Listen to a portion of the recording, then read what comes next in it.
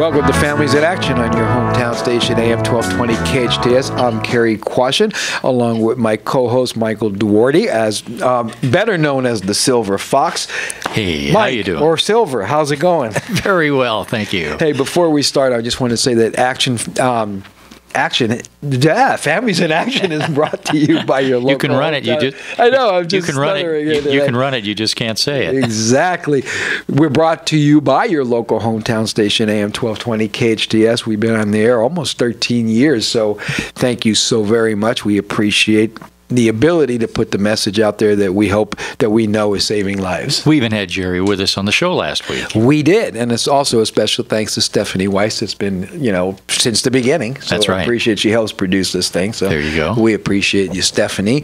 And also brought to you by Action Foundation, which is our non-for-profit. I'll let you talk about that. Well, what I like about it most is when you talk about how they're in the schools so much. Yes. Involved in so many things. And you have regular weekly meetings. What, a Tuesday night? We have weekly meetings every Tuesday evening at Canyon High School, and it's really pretty. It's a really neat group. We have 40, 50 parents. It's for parents and more teens? Kids, yes, in separate rooms. And the kids are with counselors that are help mold better behaviors. Sure. When we're dealing with alcohol, drugs, relapse prevention, impulse control, school problems, self-esteem. I mean, you name it, we deal with it. So if any of our listeners out there would like to show up for that, it's free. It's free. And by the way, there's a rumor that we only treat drug treatment there. That's not true. The Parent Teen Support Program treats all teen issues, and even younger than teen issues. If parents want to come and just get advice from other parents, great place to go. Where can you learn better than from other parents that's been through it? And we deal, like I said, with self-esteem, cutting, drugs, school behavior, attitudes. I mean, you name it. Is parenting. Parenting, exactly. Right. We have parents that are actually court-ordered just for parenting. Where is it over there? It's in the AA building. It won't be there this Tuesday because it's spring break and the schools are on lockdown, so we won't be there. So we have a weekend. We have a week off. There you go. We will be back next Tuesday. But that's rare that you're not actually doing something. Yeah, it's very rare. I think in a year we might miss 3. Maybe 4 Tuesdays that the school something's going on and we can't be there. But otherwise, we're there. Come rain, shine, or sometimes snow, huh? That would be rare. Yeah. So that's where we're at. And then the foundation does a whole bunch of other stuff. We're ready to soon roll out the experience, which you'll see what it is. It's that big, beautiful truck that's sitting in front of Action's corporate office on Soledad. It's going to be, sadly, a moving memorial, with digital and all kinds of stuff. It's just another tool for the toolbox for the fight against drugs, and we'll explain why we're fighting so hard in a little bit. And also Action Family Counseling, which is treatment. It's from outpatient to residential to inpatient to you name it. That's where the rubber meets the road. That's where the rubber meets the road. In fact, we've been on TV the last 3 weeks in a row on the new TV show Intervention Codependency, where we're actually treating their intervention people, the people that we're doing the interventions. I say we because I'm helping. So it's been pretty cool. That's excellent. Yeah. So people can see your face on television. They can see my face on television. They can actually see your face and my face every Monday at 4 p.m., can't they? They can. Or they can just go onto YouTube whenever they feel like it. And they can watch us. Go to Families in Action YouTube, and there we is. And knowledge is power, and we're giving a lot of good information out there. So if you're talking, if you have an issue with somebody, hey, you can always just flip on YouTube and have them watch it, because we give out facts. Lots of facts, lots of information, and information is power. Right. And we don't, how do they say it appropriately, we don't sissy around. We tell the facts. Yeah, that's true. Cary, did you know, and I'm asking you this question, and I know you know, but I'm going to ask you that way.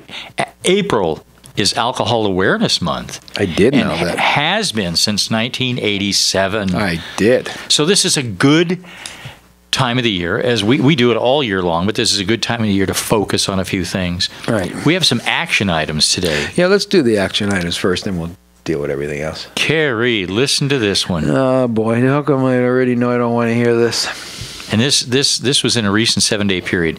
The painkiller, fentanyl, linked to 6 deaths and numerous overdoses in the Sacramento area.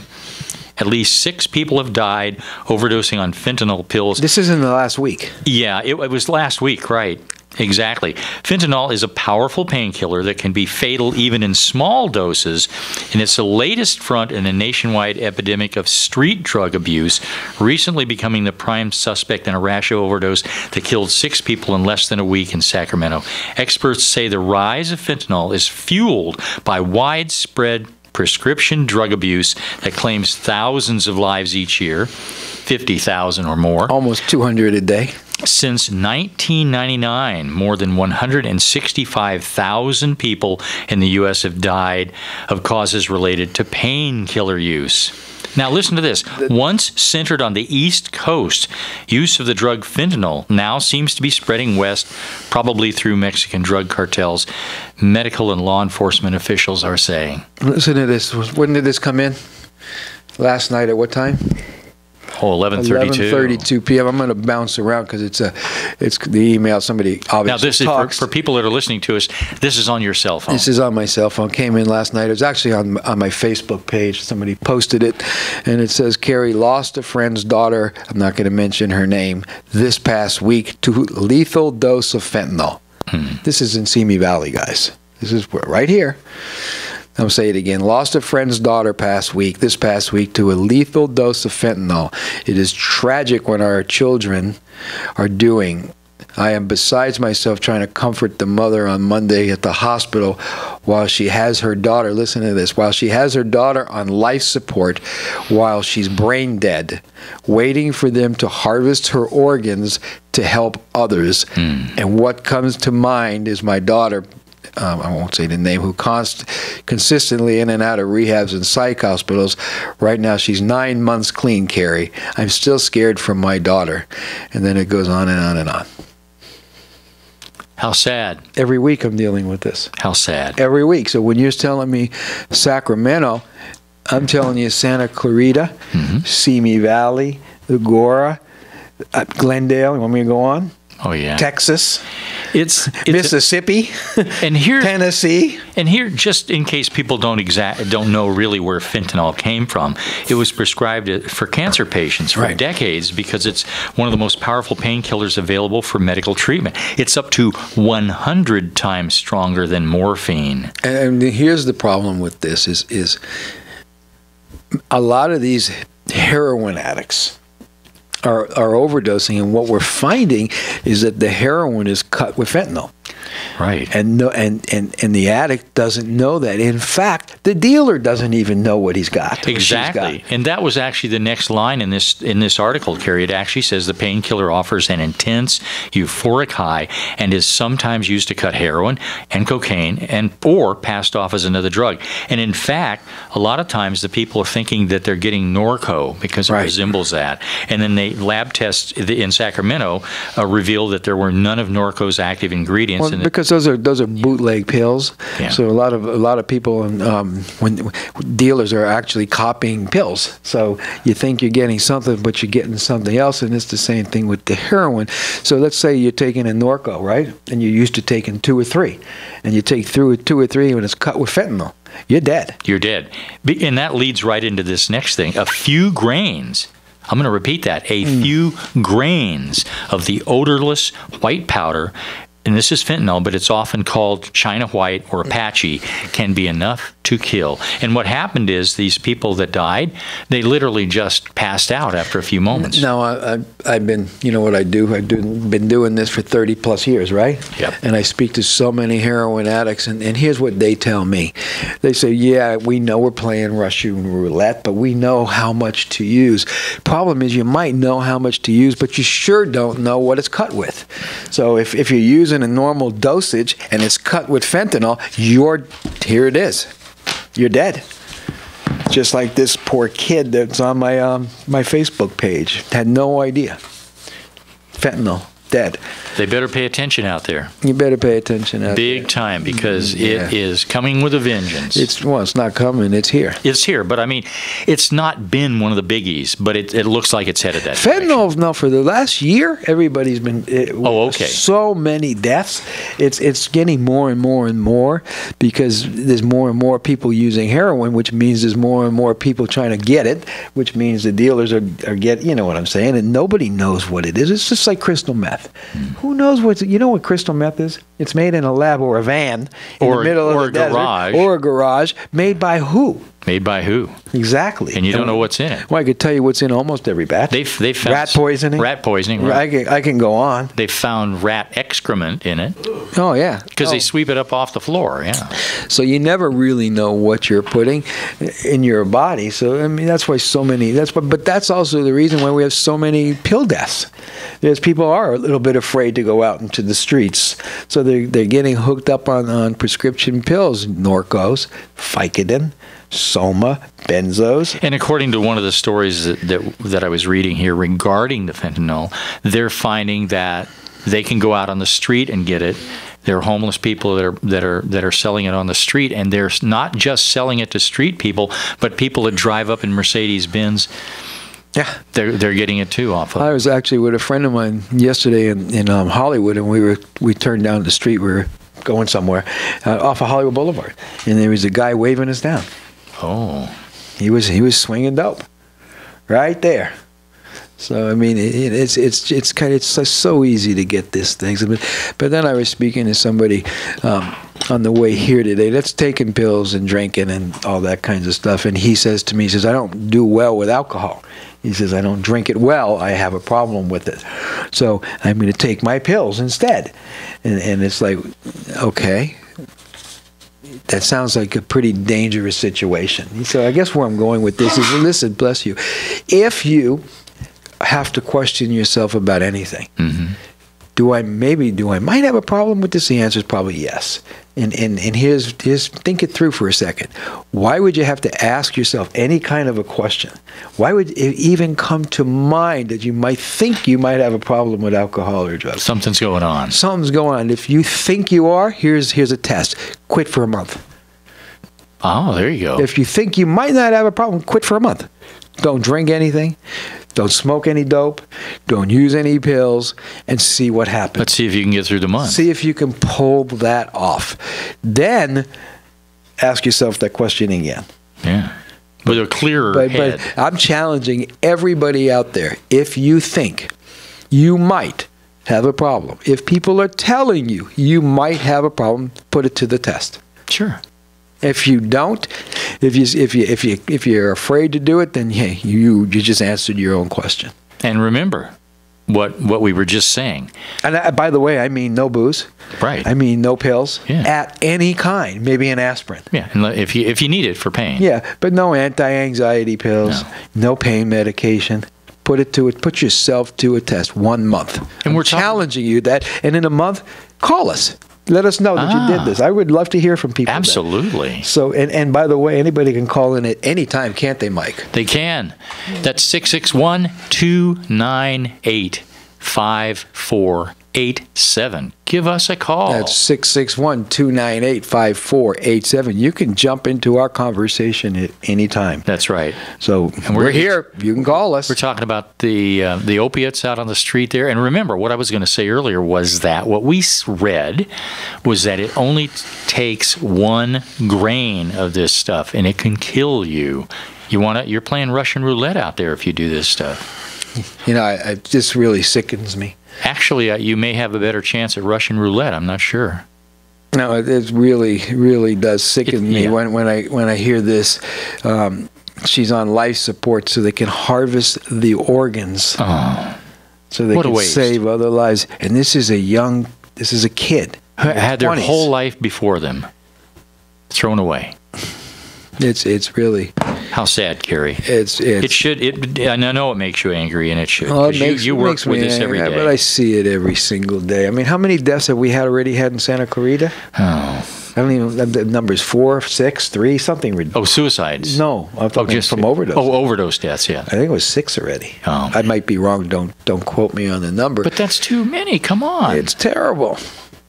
We're only what? Well, this is our 4th month into the year. Come on. I'm telling you. And then suicides too. But I'll tell you what, Mike, a lot of the suicides are related to drugs or alcohol. Yeah. I was just going to read something here. This takes us into alcohol. April. I can't talk either. April is Alcohol Awareness Month, but this could just as easily be drugs, as you were saying. Of course. Listen to this story. This is a personal story. By the way, what do you think alcohol is? Well, It's a drug. exactly. It's just a liquid drug, and what- probably one of the most dangerous drugs on the market. And look at, they're trying to come out with that powdered version. Alcohol, they call it? Yeah, let's just make it easier. Oh, yeah, Let's really. just make it more dangerous. Now, this story is titled Face to Face with My Own Suicide Note. Whoa. My alcohol started at around age 10. This guy started drinking. By the way, I've been dealing with people for a long, long time, and most people, their first experimental usage for alcohol, drugs, or cigarettes, between 10 and 12. Wow. So that makes sense. And this person was saying it was readily available in my house. Marijuana was also easy to access and was my primary drug of choice until age 16. Y'all parents hear that? It's Yeah, readily please. available in my home. Right. And so he was relying on marijuana primarily until he was 16. And the reason he did that was when he was 16, he was able to get a fake ID so he could drink whenever he wanted. He said, I partied hard and began using drugs daily. I ended up in an adolescent treatment center a few short years later, mostly just to get out of trouble. The seed of recovery was planted, however, and though I drank and used for another year, with the information about myself learned in treatment, all I did was prove I was a real alcoholic. So there, instead of him just taking 30 days off, he went to a drug treatment and found out he was a real alcoholic. Right. And by the way, you don't have to prove it. Like we said earlier, if you're questioning it, well, there you go. So he'd been exposed to a 12-step recovery in treatment, right? And that's where he sought help after finally hitting bottom, which was when I came face to face with my own suicide note after a blackout. Wow. So he didn't know what he was doing. He wrote the suicide note and he found it later. You know, we work in recovery, right? Before you go any Right. further, we also work in a mental health unit, right? Right. Do you know how many people that we've dealt with in the past how many years that woke up in a hospital intensive care unit and had no idea that they had cut their wrist, took too many pills, put a bullet in them, right? When they come to our ED, they are shattered. But they don't even remember. Yeah. And an alcohol stupor or whatever you want We to see call them at their worst. it. I know. Or well, yeah, at their worst. Mm-hmm. We really do. Here's another one. This is called From Bad to Worst. This person said, I started drinking when I was 11 years old. Just what you said. I drank Statistics. to fit in and to impress others. I had very good parents and a great childhood up until I thought I needed to change to get along with the many different types of personalities and groups of other classmates. So this is a person that is being... You know, when I was listening to a speaker one time, and he was saying something that I'll never forget. He says, when we're young, we're all trying to fit in. We're all trying to find out exactly where we belong. And he says, here's proof. He says, go to a school, sit in the hallway, watch little Johnny walking down the hallway. When the bell rings and everybody comes out, watch little Johnny's walk turns into a stroll. There you go. That's true. Yes. This person said, I started running away from home and skipping school for no other reason than the fact I did not feel like I belonged to any set of friends. The truth was that I was drinking more and more every day and could not function comfortably around anyone. I was hiding my drinking any way I could. Finally, at the ripe old age of 15 years old, I was drinking every day and scared of what might happen to me, so I ran away from home for the last time and hitchhiked to Texas, where my family was. And this person was living in Silver Springs, Maryland at the time, a suburb of D.C. Right. So he hitchhiked all the way to Texas, that's where his family was from. He said, I wanted to live there with my grandparents. My folks had done nothing wrong and were at a loss as to what was wrong with me. They never knew I was stealing liquor from under their kitchen cabinets. From where? Under the mom and dad's kitchen cabinets. Boy, I hear that so often. Where'd you get it? Pretty simple answer. Mom and dad. Yep. He said he soon found out what he had feared, that he was an alcoholic. After a couple of years of failing school, I dropped out and got married. Now, he's not very old here. The drinking went on from bad to worse, and after 25 years of hard drinking, 2 DWIs, and over a dozen public intoxication citations, I was given one last chance to sober up by a judge who said I was to attend a recovery support group for the next 3 months and then report back to him. Now, I'm going to tell you what the bottom line on this. What is it? The judge he saw was not regular there. He was filling in for somebody, something he'd retired, and it was something that he only did on occasions. Wow. This fellow was saying that this guy went over and above, and because of what he did, he saved this guy's life. Pretty cool. You know, judges, they see a lot of stuff and they kind of know what's going on, don't they? They sure do. Hey, let's take a break. This is Families in Action on your hometown station, AM 1220 KHTS.